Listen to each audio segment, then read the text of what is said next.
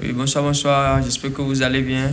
Juste pour faire encore un petit résumé de cours, au cas où cela va vous échapper, vous allez vous rattraper.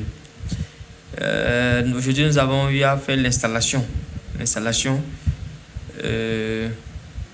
D'abord, pour pouvoir installer une machine, il faut d'abord une clé USB.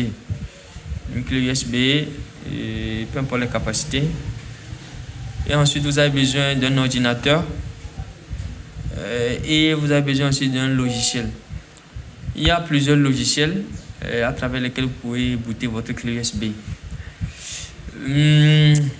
Notamment, nous utilisons généralement le Rufus et le PowerISO, mais il y en a plein d'autres. Comme le WinSetup pour faire le multi-boot et aussi pour booter.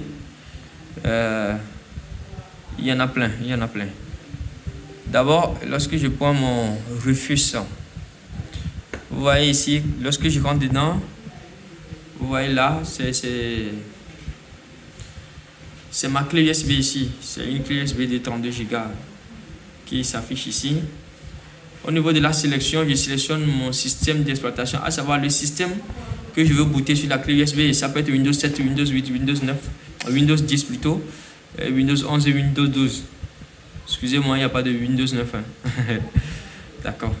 Donc, vous sélectionnez votre système d'exploitation que vous avez déjà téléchargé au préalable. Vous mettez au niveau du schéma de partition. Il y en a deux. Il y a le MBR et le GPT. Le MBR, c'est pour le Legacy et le GPT, c'est pour les UEFI. C'est pour les machines qui sont en mode UEFI. C'est en cela que vous devez sélectionner le GPT pour booter votre clé. À savoir, si votre machine si le BIOS de votre machine est en mode UEFI, vous devez booter votre clé en GPT. Mais si le BIOS de votre machine est en mode MBR, à savoir mode Legacy ou soit en mode BIOS, là vous devez booter votre clé en MBR. Donc je prends un exemple ici, je prends le mode MBR, vous voyez.